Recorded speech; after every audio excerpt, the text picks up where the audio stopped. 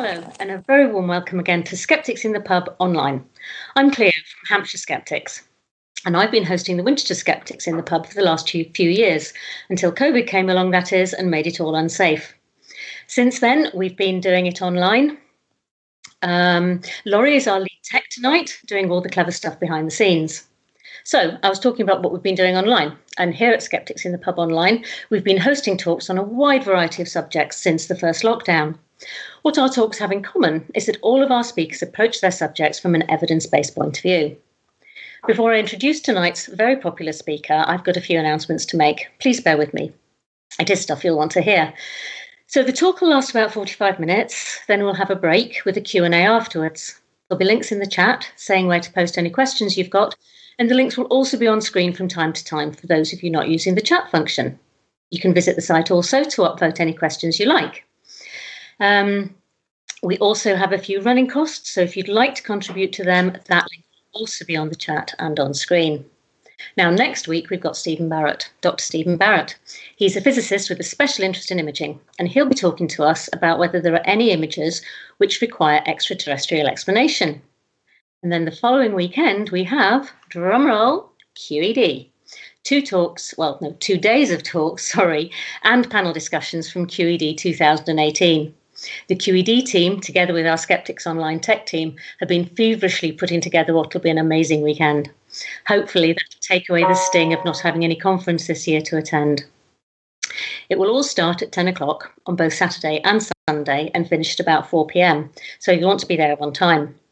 On Saturday, though, we've got an extra treat in store. Regulus with Andy Wilson will be on from 7 p.m, so I'll see you there. We also now have a mailing list. If you want to be included in that, please head over to Skeptics in the Pub online website, where you'll be able to sign up. So, on to tonight's main event. Today we've got Tim Harford, who many of you will know from Radio 4's More or Less. He's an economist and communicator. He also presents the podcast Cautionary Tales and is a senior columnist at the Financial Times. He's a fellow of the Royal Statistical Society, a member of Nuffield College, Oxford, and winner of numerous awards for economic and statistical journalism. He's also the author of a number of books, which you can find on his website, and we'll be posting links to them online. As if all that wasn't enough, in 2019, he was made an OBE for services to improving economic understanding. Now, Tim's latest book is How to Make the World Add Up, 10 Rules for Thinking Differently About Numbers. It's what he's going to be talking to us about tonight. I can highly recommend it. I started reading it a few nights ago, and at about 1 o'clock, my husband woke up and said, "What was I doing sitting awake reading?" I had to admit that I'd not been able to put the book down. It's not often you can say that about a book about numbers, but that's really true. So, after all that introduction, please everyone put your hands together in cyberspace and give a really warm welcome to our guest tonight, Tim Harford. Well, thanks very much. It's great to be joining Skeptics in the Pub. I think this is the third time, the first time in a virtual space, but hopefully we're all going to have a wonderful time. Maybe some of you have got a beer or a glass of wine in front of you. I haven't. I'm still working until this is finished, but I'll have a drink to celebrate afterwards. So yes, I am here to talk about some of the ideas in my book, How to Make the World Add Up, 10 Rules for Thinking Differently About Numbers. We could talk about the American election as well, if you like. What on earth happened with the polls? Very happy to discuss any of that. But I wanted to start by really cutting to the chase, by talking about an issue that I think all of us must have wondered. And that is, where do babies come from? I mean, you may have your own theories, but I can assure you that babies are in fact brought to the parent's home by the stork. The stork will wrap the baby up in a big white blanket and will flap in, carrying the baby and the blanket in its beak and gently drop the baby off. And that is a widespread hypothesis in a lot of countries. And certainly when I asked my parents where my younger sisters came from, they told me they were brought by the storks. Now, you may be skeptical about this explanation. You are, after all, skeptics. But I can assure you that I can prove, using statistics, that storks deliver babies. Let me give you just an outline of the proof. If you just get data from every country in Europe, you get the best estimate of the breeding population of storks, and you get the number of babies born each year. What you will find if you plot this on a graph is a very striking correlation. We might call it interocular, hits you between the eyes. And if you conduct a more robust statistical analysis, you'll find the same thing. There is a clear correlation between storks and babies. And it's not a coincidence. In fact, there's a scientific paper in a peer-reviewed journal titled Storks Deliver Babies, P equals 0.008. And without getting super technical, let me just say that the P equals 0.008, well, all of those zeros just indicate that this is not a coincidence. This is a solid correlation, very unlikely to have occurred by chance. Where there are more babies, there are more storks. Where there are more storks, there are more babies. Coincidence? Now, you may be wondering how the trick is done. Or you may have figured out how the trick is done. And if you haven't, ponder for a second, and I'll explain. Just think about places like Poland, Germany, Turkey, big places. A lot of room for babies, a lot of room for storks. Now think about, say, Monaco, Liechtenstein, Luxembourg. Small places, not a lot of room for babies, not a lot of room for storks. And that is basically what's going on. Large countries have babies and storks. Small countries don't have many babies and they don't have many storks. And that is what is driving the correlation. The correlation is real, but it's not a causal relationship. And, perhaps we can discuss in the Q&A your disgusting theories about where babies really do come from. Now, this sort of statistical game playing, the finding of amusing and spurious correlations, it's exactly the kind of thing you would have encountered if you had read How to Lie with Statistics, a very famous book about numbers, published first in 1954 by Darrell Huff. In fact, he's got this whole storks and babies riff there. And I read Darrell Huff's book when I was a teenager. I loved it. It's sparky, it's funny, it's insightful, it's got funny maps, funny graphs, funny cartoons, and lots of examples of statistics being used incredibly badly. And I'm not the only person who loves the book. Ben Goldacre, the author of Bad Science, wrote a column once about how the Huff had written a ripper. Charles Whelan, author of a great book about statistics called Naked Statistics, said that his book is kind of like an homage to Huff's. So this is a tremendously influential book and a tremendously successful book. And if you read it, it's very slim, it's cheap. You will, I think, come away smarter about how statistics can be used to deceive you. But as you may know, I've been presenting more or less on BBC Radio 4 for the last 13 years now. And we've evaluated numbers and statistics. And the longer I've gone on doing that job, the more uneasy I've become about Darrell Huff's little book and about what it represents. I mean, when people come up to me and they say, "Oh, well, we love more or less. We love the way that you debunk all those dodgy statistics," I squirm a little, because we do that. We do show how statistics can be used to tell lies. But at least the way I see it, we're doing a better job if we also show how statistics can be used to illuminate the truth. And to give you an example of what I mean, the same year, 1954, that Darrell Huff's little book was published, is also the year that two British epidemiologists, Austin Bradford Hill and Richard Doll, published some of the first convincing evidence that smoking cigarettes dramatically increases your risk of lung cancer. I mean, they weren't the very first people to do it.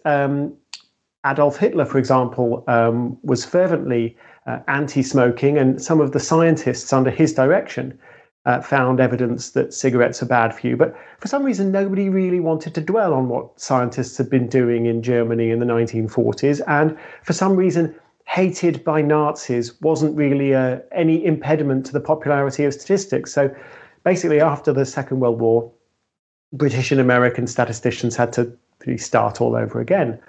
But Doll and Hill did this. Their first piece of work was a careful comparison of people who had come into hospitals in northwest London with lung cancer, or had come into hospitals for some other reason.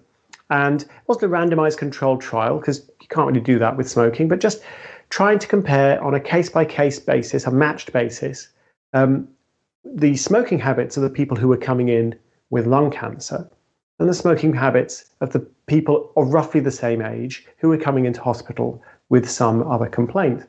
And that immediately aroused their suspicions that cigarettes might be to blame. That wasn't the only thing they did. They wrote to every doctor in the UK. They called it a questionnaire rather than a questionnaire, but they sent out this questionnaire and they said, please fill in this questionnaire. Tell us about your smoking habits, keep track of them, and we'll check in from time to time. It was quite a clever thing to do because they realized you're not going to lose track of the doctors. They're all on the medical register. Doctors are professionals. They're probably going to be able to keep track of how many cigarettes they smoke.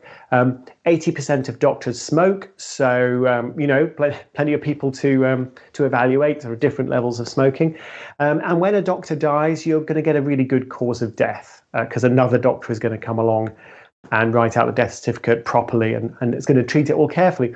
So it's a clever idea. The problem was, of course, that doctors really didn't take kindly to the suggestion that maybe cigarettes were deadly. There was one doctor buttonholed Austin Bradford Hill at a dinner party and said, "Oh, you're the chap who wants us all to quit smoking, eh?" And Austin Bradford Hill, who actually smoked himself at the time, Austin Bradford Hill said, "No, not at all. I just want to see how you die. If you quit smoking, I want to see how you die. And if you don't quit smoking, I want to see how you die. So keep going or quit. It's all the same to me. I will chalk up your death anyway, and it'll be very useful to me." I should mention, by the way, Austin Bradford Hill originally trained as an economist. This is where he learned his charm. So, Bradford Hill and Doll are doing this important work, and pretty quickly they figure out the truth. They figure out that it looks like it doesn't double your chances of getting lung cancer or triple your chances of getting lung cancer, but smoking heavily multiplies your chances of getting lung cancer by a factor of about 15. And both men smoked at the beginning of their investigations, and both men quit pretty soon afterwards. And when they published their findings, doctors were the first identifiable group, certainly in the UK, to quit smoking en masse. They weren't idiots, and they could see what the statistics were showing them. But let's have a think, though, about what we're saying here, because we've got these two visions of statistics that are being presented in the same year, 1954. You've got Darrell Huff saying it's basically just a joke.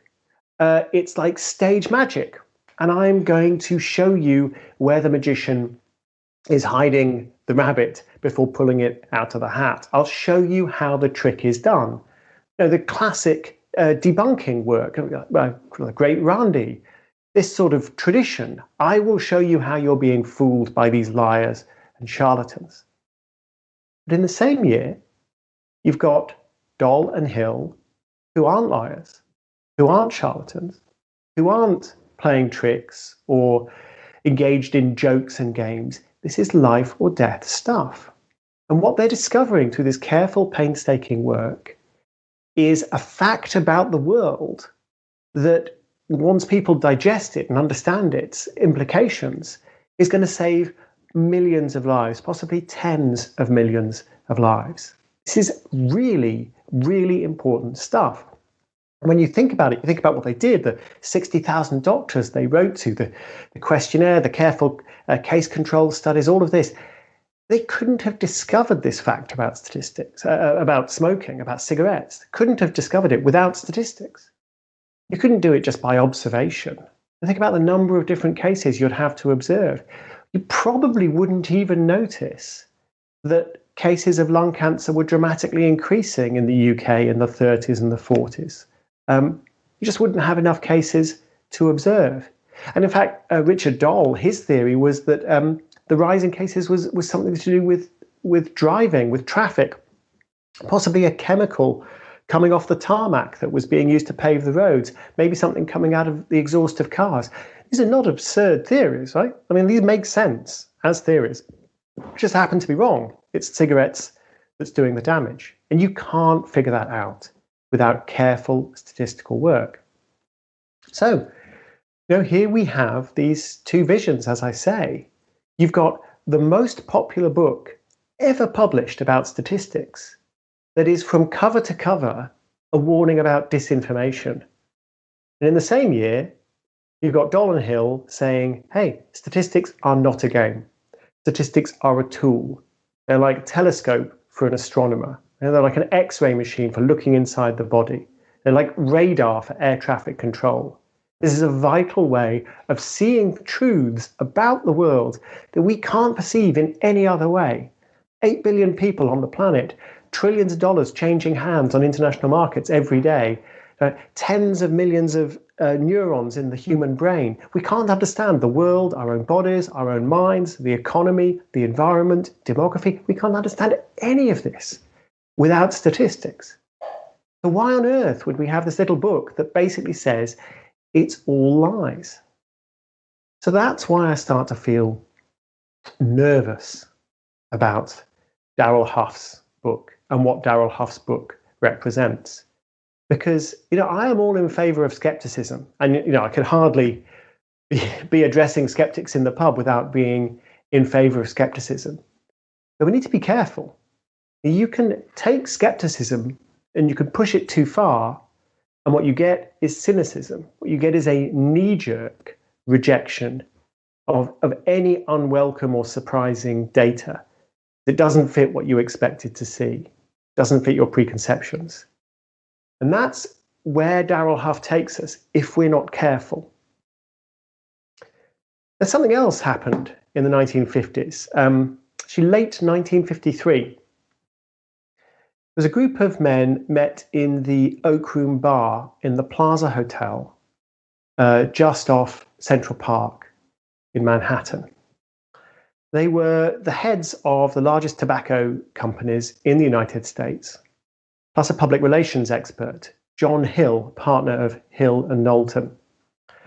And the reason they were meeting is because scientific evidence was starting to emerge about the possible risks of smoking. Doll and Hill, Ernst and Winder in the US, and other data from around the world was starting to emerge. And so the tobacco companies have this problem, which is they sell this product and it might well be killing their customers. So what are we going to do about that? Now, how are you going to persuade people to keep consuming this product if it turns out to be even a tenth as dangerous as the scientific evidence starts to suggest? I mean, think about the things that people are worried about today, like gluten, all the things that we think are killing us today. And think about how safe those things are compared with cigarettes. And you begin to understand the challenge, the public relations challenge that big tobacco is facing. So what did they do?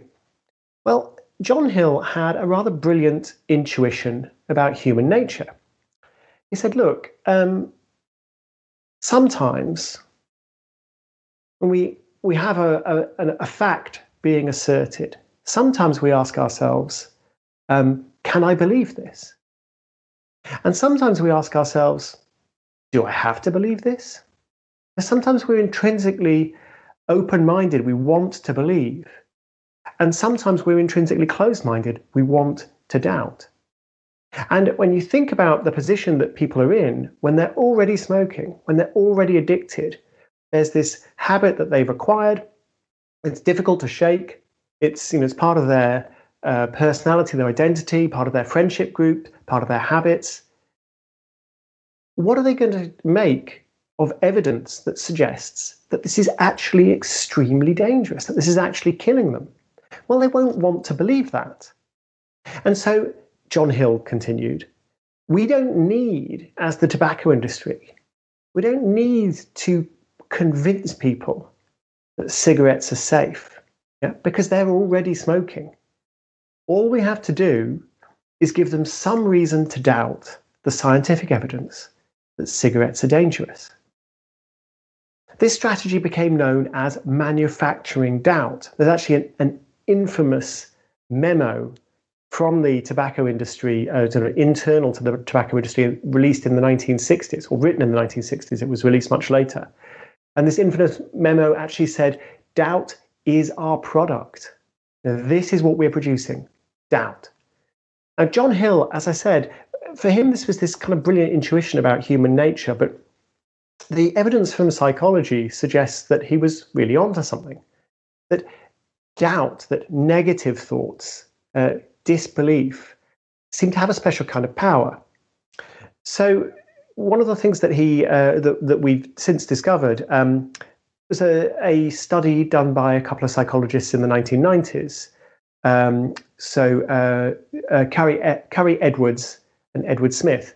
And Edwards and Smith studied politically motivated reasoning. This is a classic kind of study in the field. You basically show people, these Americans they're talking to, and you show them politically controversial claims or politically controversial arguments about same-sex marriage, about abortion, gun control, capital punishment, those sorts of issues. And you ask them to evaluate the arguments, to provide supporting arguments, or to provide opposing arguments for the positions that they're being shown. And what Edwards and Smith found, I think not particularly surprisingly, is that people find it very easy to argue in favor of positions they already hold and to argue against positions that they're already against. Lots of studies have found this. But what was interesting about Edwards and Smith's particular study is that they evaluated both positive and negative arguments. So I'm arguing for a position I support. I'm arguing for a position that I oppose. I'm arguing against my own instincts. I'm arguing against a position I support. Again, arguing against my own instincts. And I'm arguing against a position that I oppose. Well, it turns out that those negative arguments, the arguments against positions you oppose, they flowed incredibly fluently. People were just unbelievably good at coming up with reasons to disbelieve things that they wanted to disbelieve. And that was the insight that John Hill originally had. People don't want to believe that smoking cigarettes will give them cancer. And similarly, people do not want to believe that by just doing everyday things like driving cars and flying in planes and heating their homes, they don't want to believe that that's causing climate change. People don't want to believe these things, and so they will look for reasons to disbelieve them. And I think it's no coincidence that the strategy that Big Tobacco used in the 1950s and 1960s was then redeployed by Big Oil in the 70s and the 80s. And I used to work for an oil company. I mean, this is a bit later now, towards the end of the 1990s. So, I've got nothing against Big Oil as such, but climate change is an existential threat, just as the smoking and cancer link was an existential threat to Big Tobacco. So you've got the same kinds of arguments being deployed. Arguments that say, for example, the evidence is rather uncertain. Scientists disagree. We need more research. When you think about it, scientists always disagree. The evidence is always uncertain. Who could ever be against more research? So there's something very plausible about these arguments. They're quite reasonable arguments. It went so far as the tobacco companies would be funding really serious scientific research that would show other reasons why people were getting sick. So sick building syndrome, for example. I'm not sure whether sick building syndrome's a thing. I do know that it was originally funded by the tobacco industry because it's like a really interesting thing, and it's not cigarettes give you cancer. Or Stanley Prusner's research into prions. Remember prions? Mad cow disease, Creutzfeldt-Jakob disease. Stanley Prusner won a Nobel Prize in medicine for figuring out that these conditions were caused not by a virus, not by a bacteria, but by a misfolded protein called a prion. I mean, it's extraordinary. I mean, it's an amazing insight, an amazing piece of research. He was funded by the tobacco industry. There's not a secret. You can look up Stanley Prusner's Nobel Prize acceptance speech. He thanks, I think it's R.J. Reynolds, he thanks for funding his research when nobody else believed in him. And why was R.J. Reynolds funding Stanley Prusner to study prions? Because you know what? Mad cow disease is really, really interesting. And it's not cigarettes cause you cancer. So part of this was just about distraction. But a lot of it was about sowing doubt. A lot of it was about deploying these arguments about uncertainty, about disagreement, about the need for more research. And of course, these arguments are, they're kind of scientific. I mean, we do want more research. There is always uncertainty. There is always disagreement. The British Academy, the Royal Society. The Royal Society's motto is nullius in verba. Take nobody's word for it. Just a very short step from take nobody's word for it to nobody knows anything. And a very short step from nobody knows anything to we've had enough of experts. This is a very clever way of arguing. Skepticism weaponized into cynicism, into the ability to disbelieve anything you don't want to believe, to be skeptical on demand. Yeah, I'll believe what I fancy believing, and I'll be skeptical when it suits me to be skeptical. There was a hearing in the US Senate in the 1960s where they wanted to discuss whether to put health warnings on packets of cigarettes. So they invited in scientists, oncologists, epidemiologists, medical statisticians to inform the Senate hearing about the risks of smoking cigarettes. How serious were they? Should this health warning be on packets of cigarettes or not? And one of the expert witnesses they called sat down and said, well, senators, it turns out that storks deliver babies. And I can prove that using statistics. And the expert witness went on to explain the whole storks babies thing, big places, small places. There's a correlation. But of course, storks don't actually deliver babies. It's just one of these spurious correlations, and there are a lot of them out there. And the same thing, I think, is true with cigarettes and lung cancer. And the chair of the committee said, do you seriously mean to tell us that you think there is as casual a connection between cigarettes and lung cancer as there is between storks and babies? And the expert witness said, the two seem to me about the same. His name was Darrell Huff, the author of How to Lie with Statistics, the nerd legend, the geek hero. And he had just taken that extra step on the path that started with a beautiful little book that'll tell you all the ways statistics deceive you, and finished cynically trying to disprove solid scientific evidence linking cigarettes with cancer. He was even working on a sequel. It was called How to Lie with Smoking Statistics. Fortunately for Darrell Huff's reputation, it was never published. So, my book, How to Make the World Add Up, I'm hoping that it's going to be as useful and as successful and as just funny and as entertaining as Darrell Huff's How to Lie with Statistics. But in some ways, I view the book as kind of the opposite of How to Lie with Statistics. This is why I called it How to Make the World Add Up. Because fundamentally, of course, I know that people lie with statistics all the time. Of course, I know that that happens. Politicians do it, advertisers do it, all kinds of quacks and fakes do it. But we can't take that and then move to the situation of always doubting statistics, of always rejecting them out of hand, of permanently being in this kind of defensive crouch where we just instinctively think that if someone's quoting percentages or showing us a graph, they must be lying to us. Statistics are far more than just a way of exposing us to misinformation. They're far more than just a vector for bullshit. They're also, as I say, an incredibly important tool, like a telescope, like radar, like X-ray.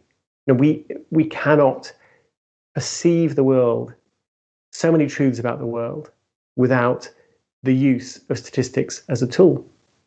So the reason I've written this book is to encourage people to be willing to pick up the tool and to use it.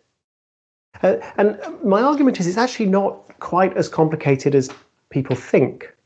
So the conversation with the Skeptics organisers, by the way, thanks very much, organisers. Really appreciate you putting on this event for everybody. But talking to the organisers, we were having a conversation about how difficult statistics was and how, I love pure maths, I love applied maths, but statistics, I could never cope with statistics. I could never understand statistics. I think even many people who are highly numerate, very confident with maths, find statistics intimidating. And then when you think about the man or woman in the street with no particular mathematical training, how intimidating these statistical claims can often be, and how almost reassuring it can be to say, oh, well, lies, damn lies, and statistics. It's probably some more bullshit. I don't think it's as difficult as that to make sense of the claims that we see all around us. In the book, I have 10 rules for thinking differently about numbers. And the rules are actually mostly not technical rules. They're rules about getting a firm footing and just understanding what's going on. The very first rule that I advocate is simply to trust your feelings, or not so much to trust your feelings, to notice your feelings. I know I sound a little bit like a character from Star Wars, or mindfulness meditation guru only about statistics. But when I say notice your feelings and notice your emotions, what I mean is when you think about what people believe and what people don't believe, very often it's governed by an emotional reaction. It's governed by what we want to be true, or what we expect to be true, or what our friends tell us is true, or what our side in a political argument asserts is true. That's a huge influence over what we think. And compared to that, the actual evidence, well, of course, everyone on this call values evidence, but even so, you still need to give the evidence a second to percolate. You need to give it a chance. Very often, we just respond in a completely knee-jerk way. Let me give you an example. A few years ago, I saw a graph going around on Twitter that showed dramatically increased support for same-sex marriage in the United States. So it's one of those issues I have very strong emotions about. I think it's great that Americans are finally getting on the right side of history, and so I wanted to retweet this graph and to share the good news with everybody. So I retweeted it to 150,000 people, and the very first response was, Tim, have you looked at the axes on that graph? I just thought, oh no.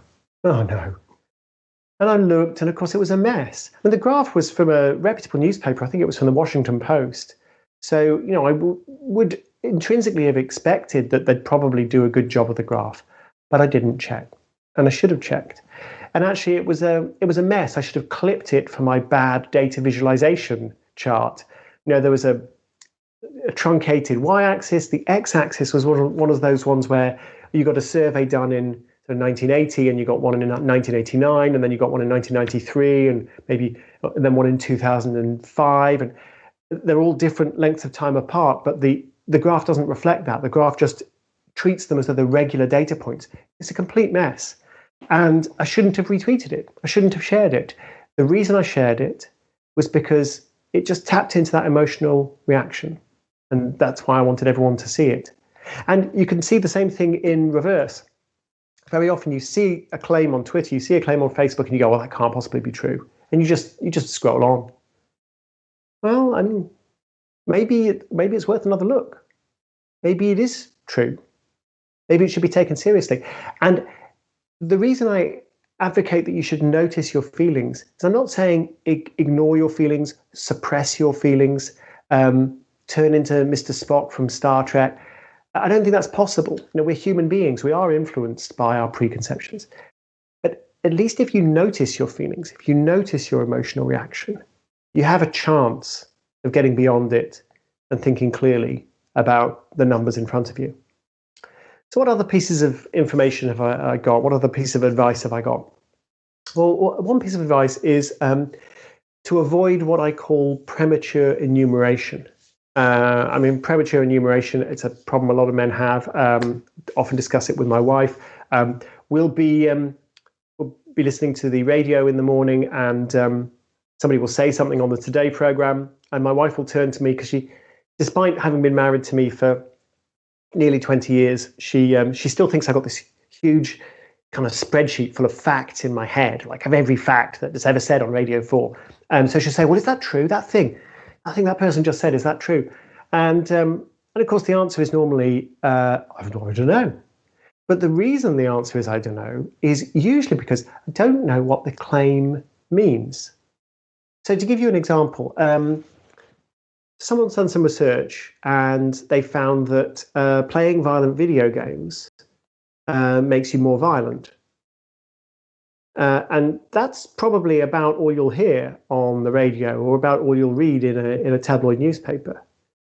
But then you need to ask yourself, you need to ask yourself, well, was the research rigorous? Has it been properly peer reviewed? How does it fit into the broader picture of research? What other studies have been published? That sort of thing. But you also need to ask a more fundamental question, which is, when you say violent video games, what do you mean? Space Invaders.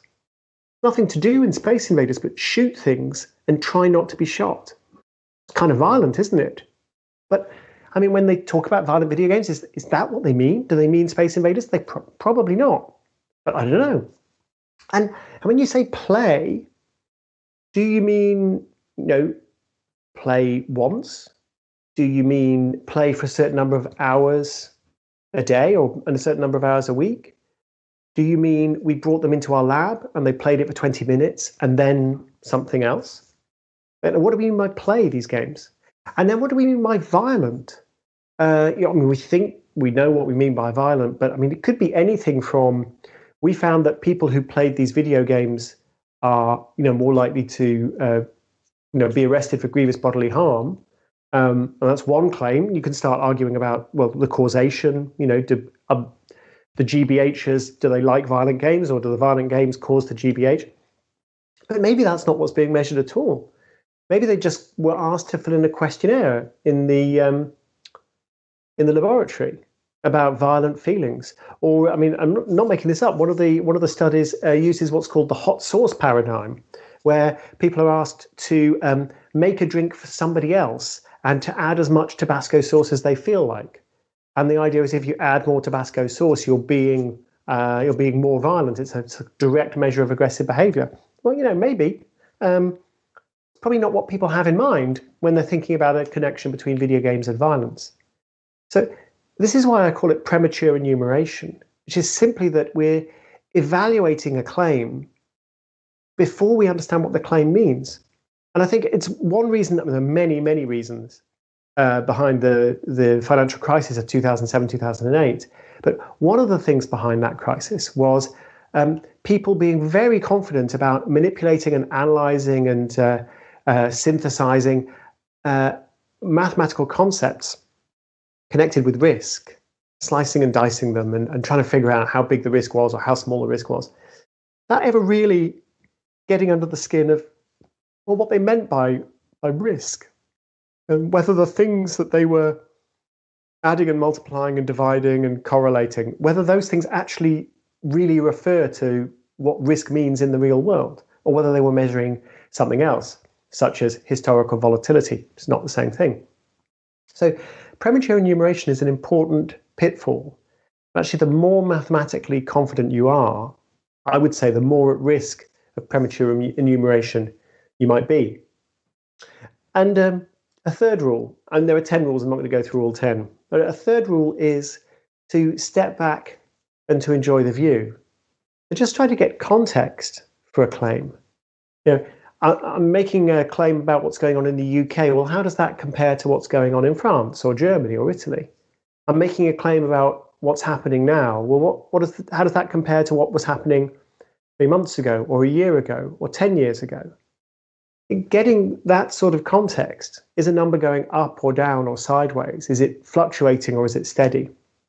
Is it higher or lower than we might expect compared with other countries? How much is it per person?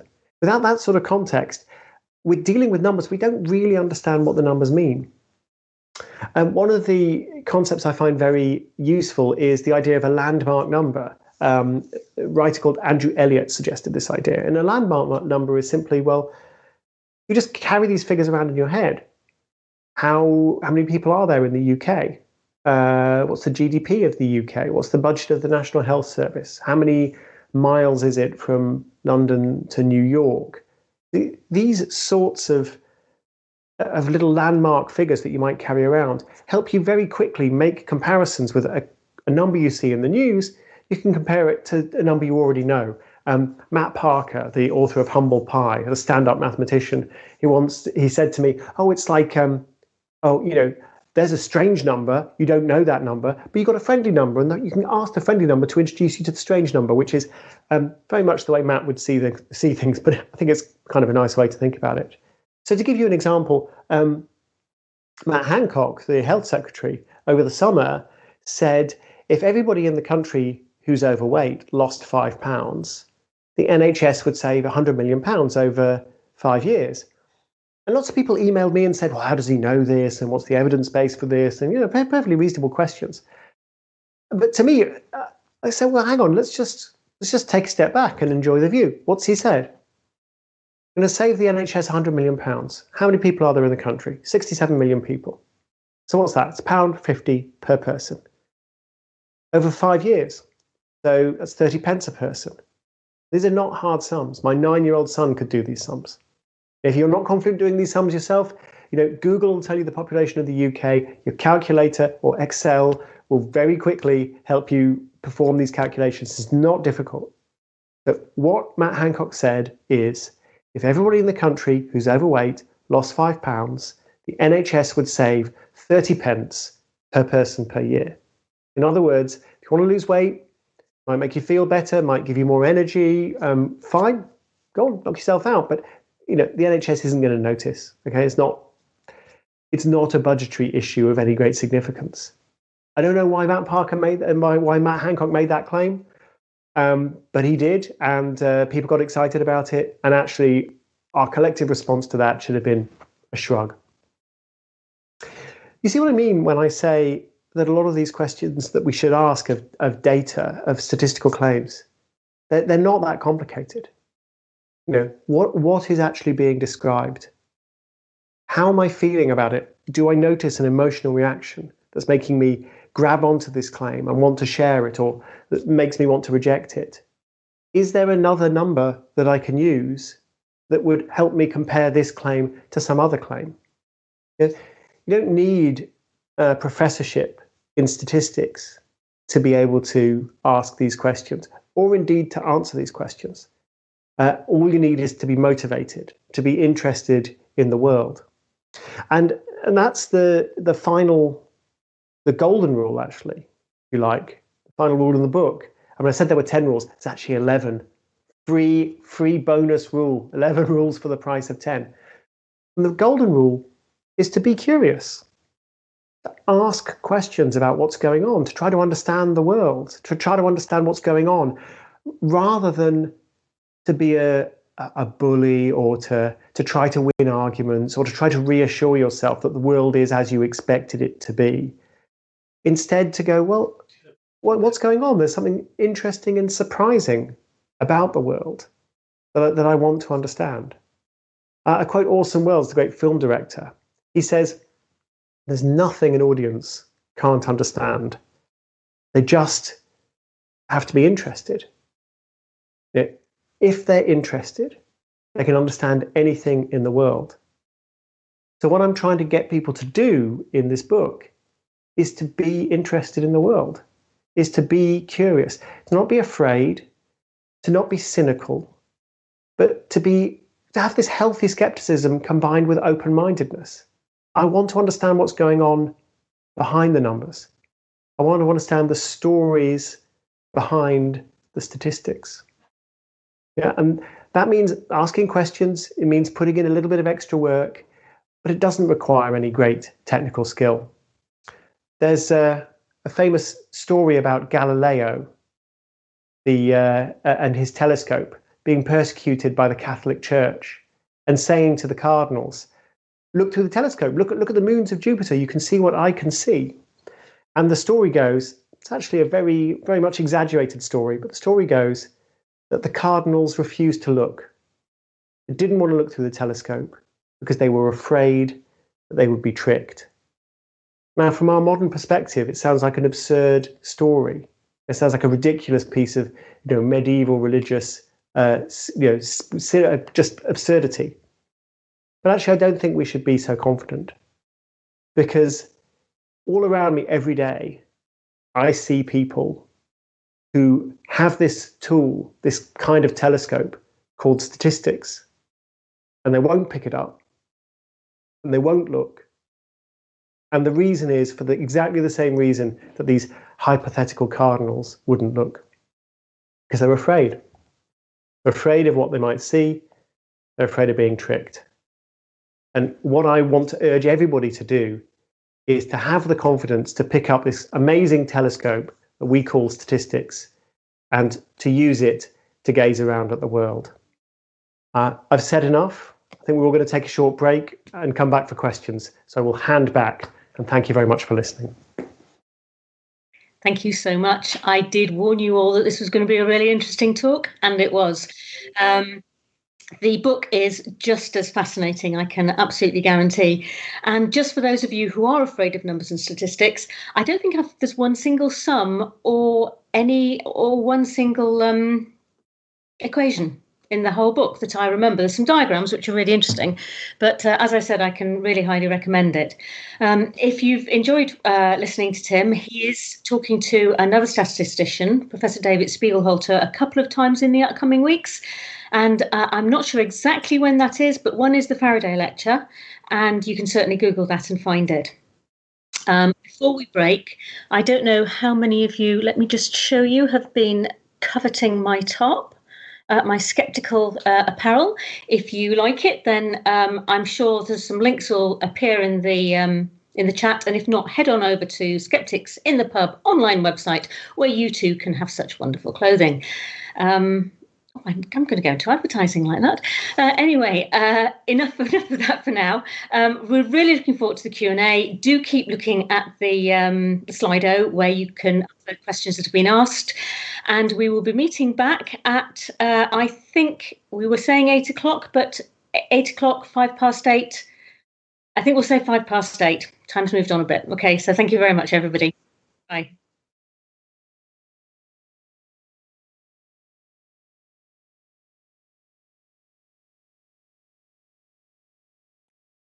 Hello, everyone. Welcome back. I hope you've all refreshed your glasses, been to the loo, done whatever else you need to do in the break. We're all raring to go with some really interesting questions. Tim's also raring to go for at least another 40 minutes. So we'll start at the very beginning. So Tim, the first question we've got is from Skeptical Gumby in Oxford. And she's asking you that the government's been chastised by the UK Statistics Authority for the data used to justify lockdown. Can you explain what the issue is with the model? Can I? Yeah, I mean, the simple answer is no, I can't, because I was just sent an email about this today, but I was in the middle of writing in a tremendous hurry a piece for the Financial Times about what the hell happens to the opinion polls. So the simple answer is no, I don't know what the UK Statistics Authority said. I'm very happy to answer questions in general about coronavirus if people want to upvote them. I think one of the issues has been in general that we haven't had as much timeliness and transparency about the data as we would like.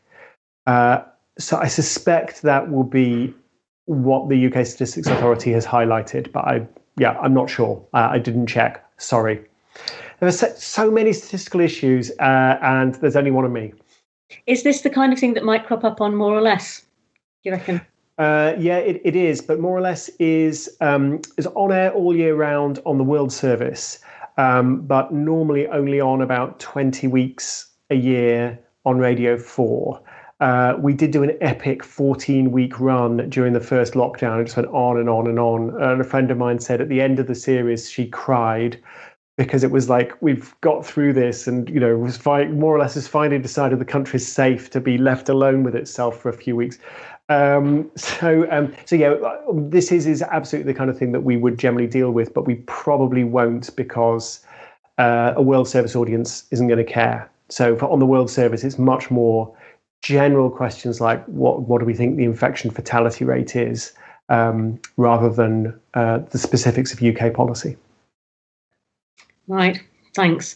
So the next question's from Anonymous. They are often quite prolific, Anonymous, who asks, have you ever gone over a BBC journalist's head to force retraction of a particularly misleading story, or ever even initiated a confrontation with a journalist? So Anonymous, yeah, I've seen that section of the bookshop. Very, very interesting novels written by Anonymous. So no, I've never initiated a confrontation or gone over a journalist's head. I don't work for the BBC. So I am a Financial Times journalist. So I come in and I present More or Less. I work with the team on More or Less. I write the scripts, but it's not my job to be telling another BBC journalist what to do. We certainly do identify problems with other reports inside and outside the BBC. Well, the person who would do that is Robert Cuff. Robert Cuff is wonderful.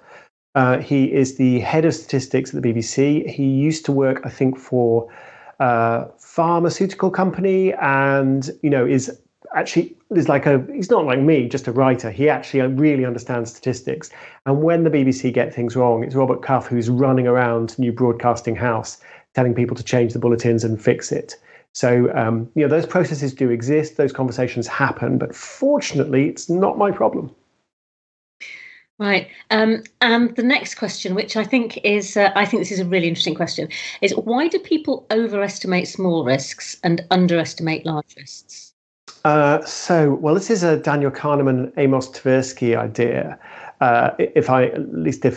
as I remember it. So there's a sort of, Amos Tversky used to say there are basically three kinds of probability. There's not going to happen, definitely going to happen, and could happen. And of course, Amos is slightly simplifying there. He's being facetious, but yeah, we don't carry around a sort of a finely calibrated representation of the world in our brains. That's not the way we think. We think, well, that's risky, or that's not risky. That's something that keeps me awake, or that's something I don't worry about. That's how we generally make decisions. And Kahneman's book, a very popular book, an excellent book, Thinking Fast and Slow, basically says, well, most of the decisions we're making are going to be fast process decisions, instinctive decisions. And there are certain things that we're able to do very instinctively, and certain things that we're not. You can sit down and you can do the maths, and you can potentially convince yourself otherwise, but that's not a natural way of thinking. Specifically on the case of small and large risks. So what I remember Kahneman and Tversky finding is effectively there's a certain point where a risk can be completely ignored. It's not salient. So there's a risk that all my atoms could suddenly fly apart and I'd cease to exist, but it's not something that we worry about. But also the risk that we're hit by an asteroid, non-zero, just doesn't seem to sort of play into the way we think about the world. But then an act of terrorism, say, which is designed to be salient. I mean, acts of terrorism are designed to be filmed. They're designed to make the headlines, often timed to make the headlines. It gets me, very worried about, being killed by a terrorist. And so that sort of risk tends to be overrated by the brain, by this instinctive system, whereas other risks will be completely ignored. And you can then have an experience that changes your experience of what's salient and what's not. So for example, a few months ago, I fell off my bike. I fell off my bike because my bike chain snapped, and my bike chain snapped because it needed repairing. And I was told, bring back your. I went to a bike co-op. I was actually working with my sister on it. And she said, your chain's a bit worn. We should fix that. Come back next week and we'll sort it out. And then there was lockdown. So I didn't go back and I didn't sort it out. And the chain snapped. And I fell flat on my face, and it was a total mess, and it was a lot of blood. And ever since then, whenever I ride my bike, I'm worried that my chain is going to snap. But probabilistically, that doesn't make any sense. It was always pretty small risk. Clearly, it's a much smaller risk now because I have a new chain and it's not worn out, and my sister is not telling me to fix my chain. But that's not the way the brain works. It's just inevitable that I've got this sort of emotional response to the risk. I've talked too long. There's Kahneman's book is wonderful. It's well worth looking at. Stick on that for a minute. I don't know what you think of this. I can't remember who said this, but someone suggested that thinking about Daniel Kahneman's type 1 and type 2 thinking, that actually the majority of the time he suggested, I think it was Daniel or somebody else who said it, that we use our slow thinking in order to justify our fast thinking rather than to analyse it. Is that overly cynical, or do you think we might? Oh, well, we are very good at justifying our actions, right? Absolutely. And by the way, on the subject of Kahneman, there's a chapter in the book that I originally titled Statistics Fast and Slow, although I changed it. But what I was trying to get people to do was to think about the gap in perceptions that we have intuitively of the world versus what we perceive, via the graph, via the spreadsheet. And these two different kinds of evidence, and not trying to systematically favor one kind of evidence over another, because the evidence of your own eyes and ears is much richer, is much more detailed, is much more memorable than a data point on a spreadsheet. There are obviously problems with our own personal experience, but there are also problems with data points on a spreadsheet.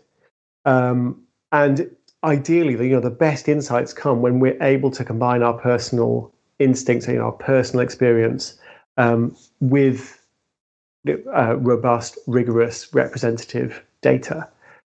When our personal experience seems to conflict with the data, our experience may be wrong or the data may be wrong, but it's worth pausing and thinking and trying to integrate the two. Another way of thinking about it is Muhammad Yunus, who won the Nobel Peace Prize for his work on microfinance, talked about there's the bird's eye view, but what I really like is the worm's eye view. The worm's eye view, when you get up really, really close. It's like, yeah, that's good. Yeah, worm's eye view is good. But you know what? Birds do also see a lot. So that you get the bird's eye view from the statistics, you get the worm's eye view from your personal experience, and ideally, you combine both. I think that's one of the things I really took away from your book. So again, plugging the book. Which actually that leads on quite nicely to the next question, where we're asked, what's the biggest mistake you've made with statistics, either in print or on More or Less? Well, the biggest mistake I made, as far as I'm concerned, the biggest mistake I made was definitely in print, and it wasn't very long ago. So I wrote, and I think it's instructive, the mistake. I wrote a piece for the Financial Times in late August, early September, to answer a friend of mine who was about 62, 63, was just not going out. He was worried about getting COVID. He just didn't think it was worth the risk. And he was kind of a numbers guy. And he's like, what I want is somebody to just do all the numbers and tell me what the risk is. Because as far as I'm concerned, I'm quite happy at home. I don't want to go and ride the tube. It just does not worth it. But I really want someone to do this kind of, this user's manual for life in a COVID age. So I said, okay, I'll do that for you. I can do that. That's fine. So I went through all the numbers, and I looked at the Office for National Statistics has a representative sample of the population, trying to estimate how many people are getting infected with COVID every day.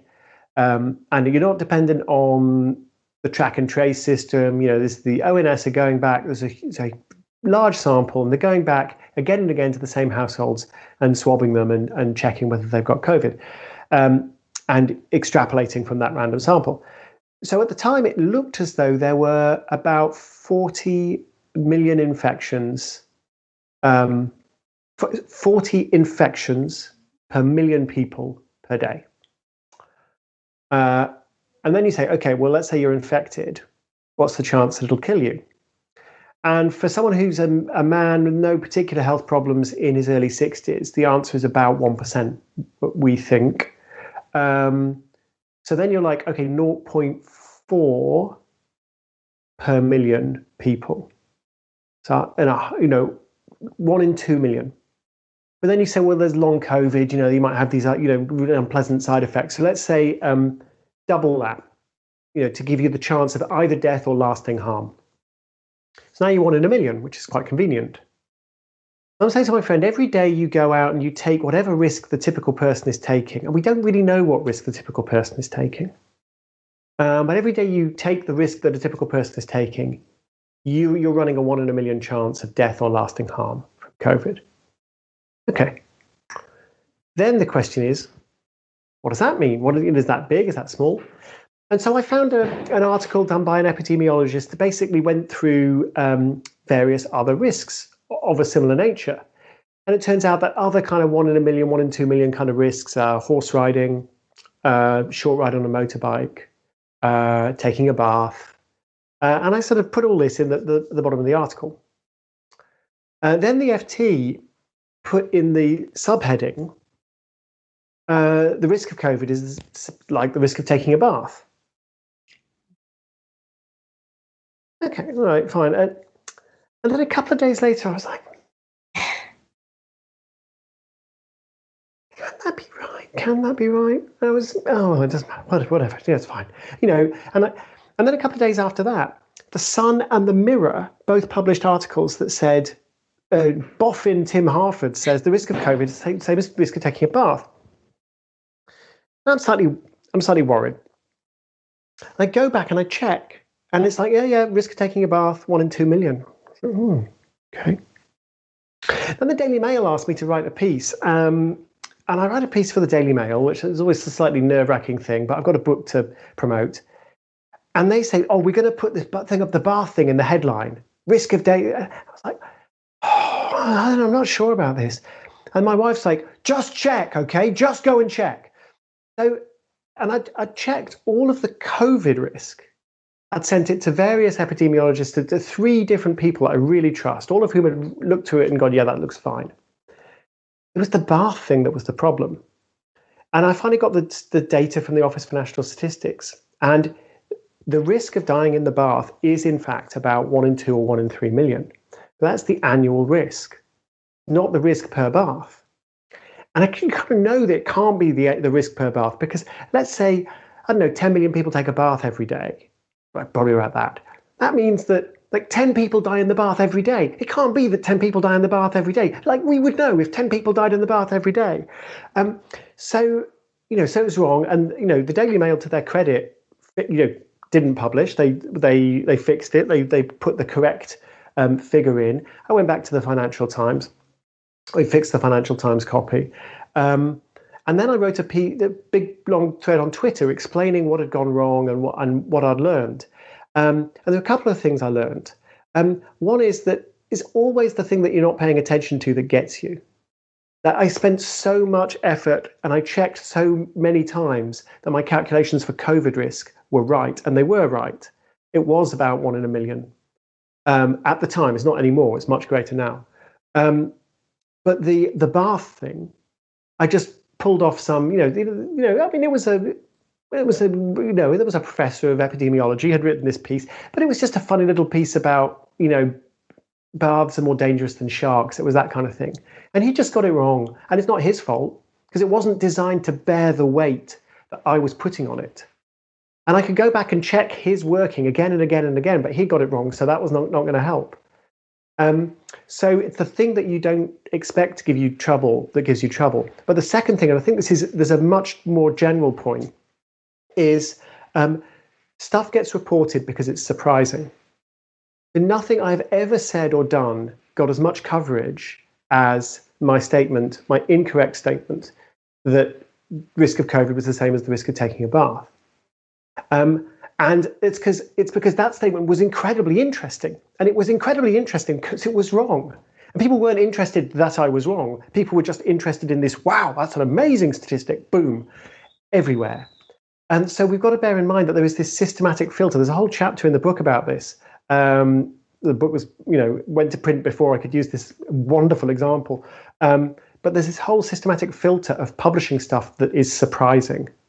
If somebody says, you know what, I can't bend spoons with my mind, they're not going to get on TV. They will not get on TV, no matter how often you go, look, I just can't do it. Just can't do it. Don't see the moment you say you can bend spoons with your mind, well, then you got a shot, because that is interesting. So that's the thing. Just the third lesson I learned. When I drafted the thing to put up on Twitter, and my wife came in, and I'd lost a night's sleep already about this. And my wife came in and she saw me doing this, and she said, I'm not sure you want to sort of tell the world on Twitter that you made this mistake. The FT's published a correction, just shut up about it. And I said, no, I just feel that I have to do it. And so I put this up on Twitter, and there were a few trolls, but there were also, I think, more than 100 journalists that I respect retweeted what I'd written and said, this is how to apologize when you've made a mistake. And so in the end, I think I learned that a bunch of statistical journalists are decent people, and you should own up when you make a mistake. Thanks. You reminded me that there is that part in your book where you describe that no one will publish an article saying I can't bend spoons. They'll publish the article saying I can bend spoons, and then they won't publish the ones that didn't replicate it because they don't do replications. So we get stuck. I said, well, it was specifically the real life example was about precognition. There's a very famous paper about precognition. And no one ever wanted to publish a paper that said, you know what, we asked a bunch of students whether they could see into the future. Turns out they can't. Then the moment somebody actually does show that students can see into the future, that paper gets published. And then when everyone goes, oh, we just checked and it's wrong. Well, no, we don't publish replications. But that's a very famous example. I think there are several other examples in the book that are less famous that I think are actually super interesting, like about choice and people selling jam in supermarkets and results about how choice demotivates people. And it's similar problems. Oh, also statistically, you can prove that listening to When I'm 64 makes you younger. It's a beautiful paper. It was published as a kind of like, this is what's wrong with the methods we're currently using in psychology, but it's a great paper. Right, I'll move on because you mentioned COVID, and the next question is, what's the most surprising COVID statistic? What's the most surprising COVID statistic? Sorry, the fireworks have just started going off. In a very real, non-metaphorical sense, the most surprising COVID statistic. God, I wish I had a time machine almost to go back and ask myself what the most surprising COVID statistic was. Because actually one of the things I describe in the book is people systematically misremember their own forecasts, even when they write them down, even when they put a percentage on them. They will systematically remember themselves as having been right, even when they got things wrong.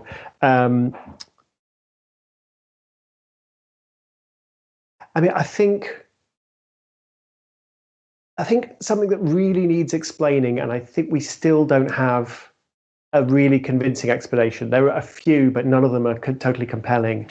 Is that the number of people who have died of COVID in South Korea is, I lose track, but it can't be more than a few hundred.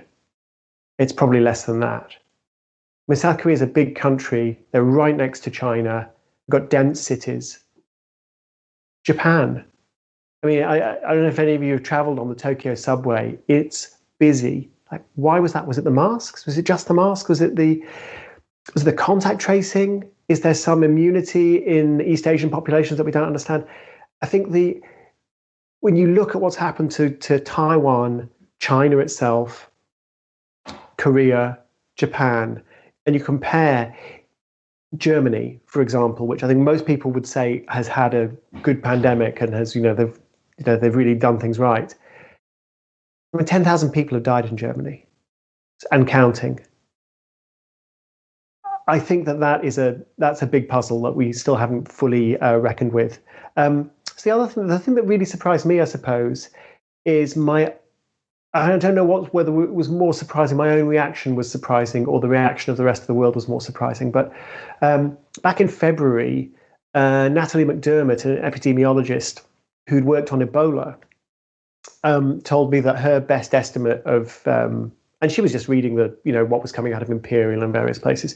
Her best estimate of the true fatality rate of the coronavirus, wasn't even called COVID back then, was between 0.5% and 1%. You infect 200 people and one or two of them are likely to die. And that's the case fatality rates at the time were like 10%, 20%. I mean, they were horrendous, but she's like, that's not the real fatality rate. The real infection fatality rate looks like being between 0.5% and 1%, but we're not sure. She got it right. I mean, she nailed it. Certainly for rich countries, it looks to be about 1%, and for poor countries with a much younger population, it looks to be maybe just under 0.5%. So she got that one right. And I remember nodding and going, "Yeah, okay, right, yeah, that sounds a bit worrying. Still could be worse. Could be 10%. Could be like SARS. Could be 60% like bird flu. And she's like, and it seems to be pretty infectious, and it seems to have got out of China. So it looks like it's quite possible that half the world's population is going to get it." I was thinking, "Oh, well, yeah, that's bad." And I did the maths. It's like, well, it's 50 million people going to die. And then I kind of didn't really do anything. I didn't sell my shares. I didn't stock up on toilet paper. I didn't do anything, because I guess I just thought, wow, that's going to be unpleasant. Never occurred to me in a million years that just everywhere would lock down, that we would just go, you know what, that's 400,000 people in the UK. We're not willing to have 400,000 people die. We're just not going to do it. And it just takes a while sometimes to really reckon with the numbers. You can hear the numbers, you can analyze the numbers, you can believe the numbers. It doesn't mean that you've really internalized what they mean, and I hadn't. And I think that's been the biggest surprise about this year. A lot of people were in that position, weren't they? And that's why it's taken us so long to do anything. Yeah, well, yes. I mean, you could say it took us a long time to do anything, but I mean, there weren't any cases in early February in the UK, and the whole country was locked down by late March. So, I mean, I think there's a strong argument that the government should either not have locked down at all, or should have locked down 10 days earlier. And then they were late. But I mean, really, when you think about it, I mean, I'm no defender of this government. I mean, a lot happened very fast, and not just here. It happened very fast in a lot of places. So yes, we were too slow. We could have been quicker off the mark in all kinds of ways, but we weren't that slow, really. You think of the scale of things. So moving on to another very topical question from I never know how to pronounce this. Foigi. I know that's not your name, but that's how it's written. On a global scale, how reliable are election polls in general? Are they more often right or wrong, and what purpose do you think they serve? They are. I happen to know the answer to this. They are on average wrong by 2 percentage points, and that has been true across the world since 1942. I've just looked at a study done. I can't remember the name of the academic, but there's a guy at Southampton who looks at this, and there is no systematic change over time. I mean, sometimes they're more than 2%, sometimes less than 2%, but that seems to be the margin of error. The issue is that in the US, these elections are swung by these kind of quite chunky subsets of the Electoral College, like Florida.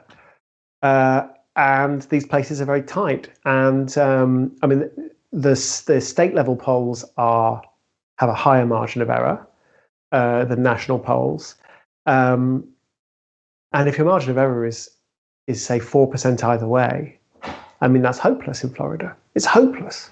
Now you could say, well, but it's okay because we're going to do lots and lots of polls, which is true. I mean, there's not just one poll gets conducted in Florida. You say, well, lots of polls. But then you go, well, actually, the margin of error itself is not the big issue. So just to recap, although a lot of people will know, so your classic thing with the margin of error is you've got a jar with 500, you've got a jar with 1,000 ball bearings in, and some are red and some are white. And you just reach in and you pick out 10.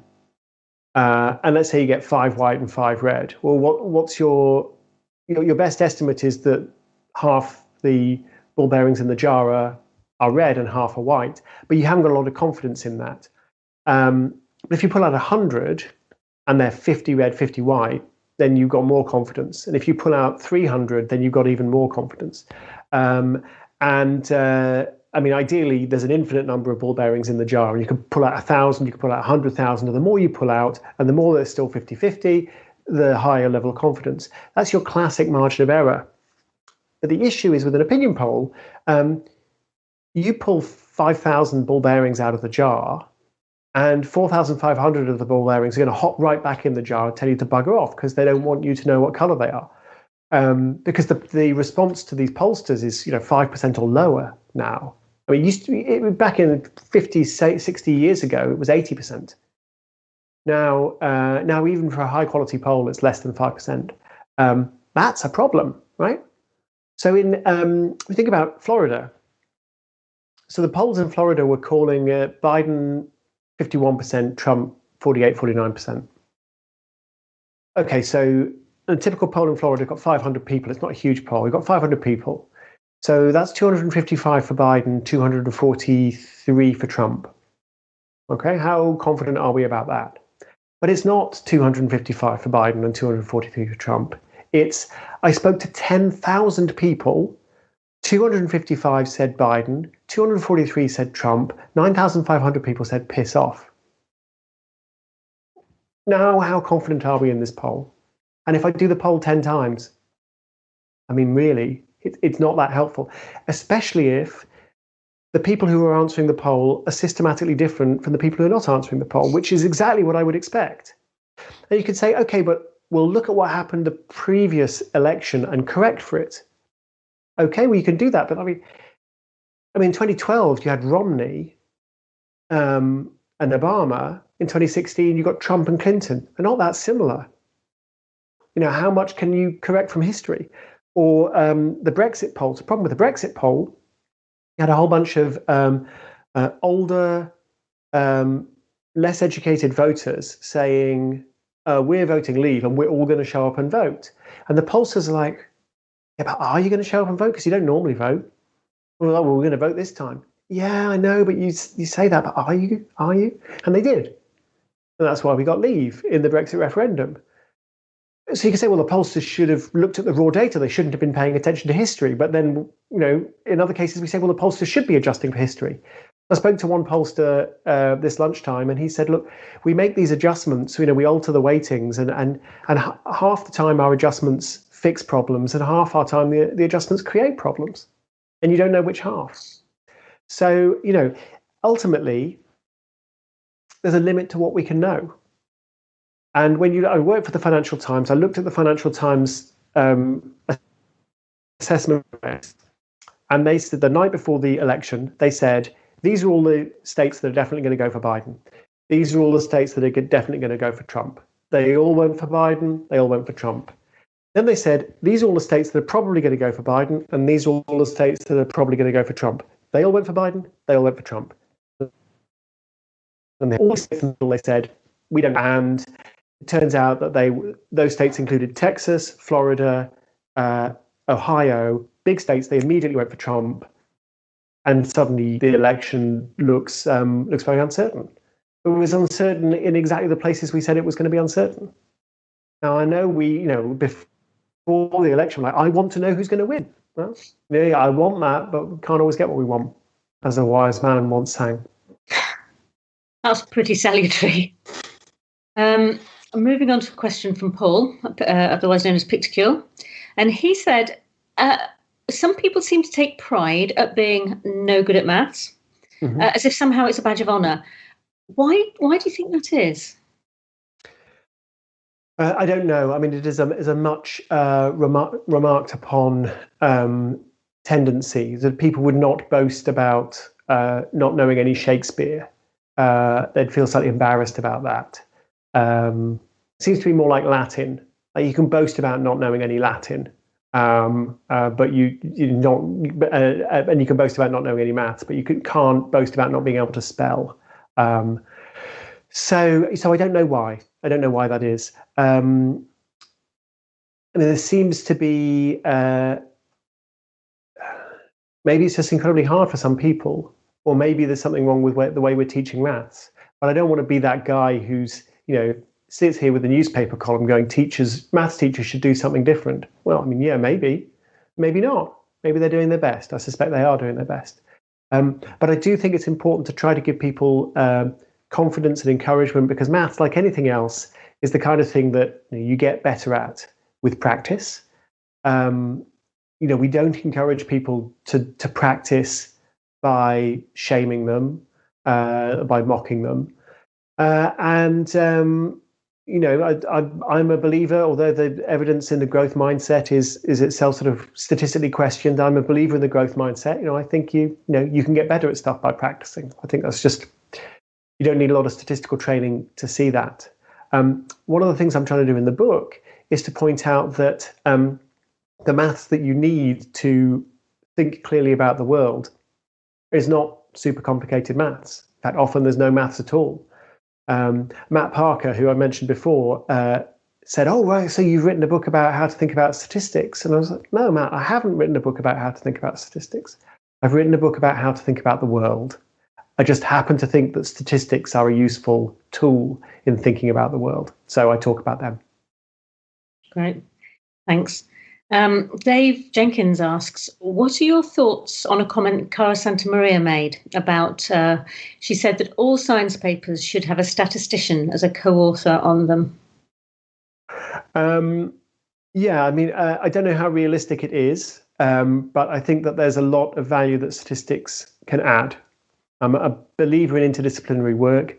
Statistics is a great sort of, fount of interdisciplinarity, and statisticians bridge academic categories that other academics find it difficult to bridge, and I think they like to add a lot of value. I think there is a lot of work published, most famously in psychology, most notoriously in psychology, but I think in a lot of other disciplines as well, where there's statistics there, but the people doing the analysis are not statisticians. They're psychologists, they're economists, they're physicists, they're biologists, and it's very easy for them to either to just make outright mistakes, or alternatively to basically trot out whatever is the standard approach in the field, and when a statistician could be adding value. Are there as many statisticians around as there used to be? Because I remember popping down the corridor to ask a statistician for help. Can you still do that? Well, I can at the Financial Times. We've got some great geeks, but I don't know about academia. It's a really interesting question. I don't know. I get the impression that there is still plenty around. Some of them are calling themselves data scientists now because it's cooler. But yeah. I'm not sure. I mean, the Royal Statistical Society is, I think, not as big and grand and well funded as, say, the chemists or the physicists or whatever. But they do good work. Mm-hmm. So I think we've got time just for one more question now, and this is another question from our friend Anonymous, who asks, this is a lovely introduction. More or less is the best show there is on skeptical thinking. It's much better than the so-called Skeptics podcasts. Do you consider yourself a skeptic? Do I consider myself a skeptic? Well, yes and no. I don't have a lot of patience with the kind of skepticism that's very negative. Which I've associated most clearly with Darrell Huff, where you can see when it gets really cynical and incredibly counterproductive, and what appears to be skepticism, or what appears to be kind of fun, is in fact deeply corrosive and chipping away at our efforts to understand the truth, because the skepticism is being selectively deployed to attack scientific evidence, and even the best science, there's always a criticism you could make. There's always a skeptical angle. And if you deploy it in a very one-sided manner, people end up less close to the truth rather than closer to the truth, which is not what we want from skepticism. But then, there are other famous skeptics, like I suppose someone like Richard Dawkins, where I admire a lot of what Dawkins has said. I loved The Selfish Gene. I loved The Blind Watchmaker. But I don't have his desire to start fights with, evangelicals. I guess I understand where it comes from. He's trying to get people engaged in evolution. He's constantly having to deal with all kinds of idiots, and it gets frustrating after a while. And so you end up in this very negative spiral where everything's about people getting things wrong, and everything's about mistakes, and everything's about delusions. I prefer Dawkins in the mode of, isn't the world an amazing place? Isn't the world wonderful and complex and fascinating and full of puzzles that we can solve? I'm all in favor of that, and he writes as well as anybody about that kind of thing. And when he's doing that, I admire what he does amazingly well. Is that skepticism? I don't know. Carl Sagan, in some ways famous skeptic, wrote The Demon Haunted World. But for me, Carl Sagan was at his best at Cosmos, or talking about the pale blue dot. And the pale blue dot is not, that's poetry, or the golden record. Is it skepticism? I don't know. It is an appreciation of the beauty and the wonder of the world. And the final few pages of How to Make the World Add Up, I talk about how I and other economists were trying to wrestle with the result of the Brexit referendum, where some prominent economists said, look, most economists think this is not going to solve the problems that people think it's going to solve. It's not going to help make life better for people in the UK. And that's what we as economists think, but nobody paid any attention to us. Nobody believed what we said. And that's our fault. We didn't communicate sufficiently effectively, which I think is an admirable position for the economics profession to take. So we got together and we said, well, what did we do wrong? And people talked about engaging more on Twitter. Scientists do a better job of engaging on Twitter than economists do. People talked about the importance of avoiding jargon, of speaking clearly. But for me, what economists were missing was the power of awakening people's sense of wonder, of awakening people's sense of curiosity.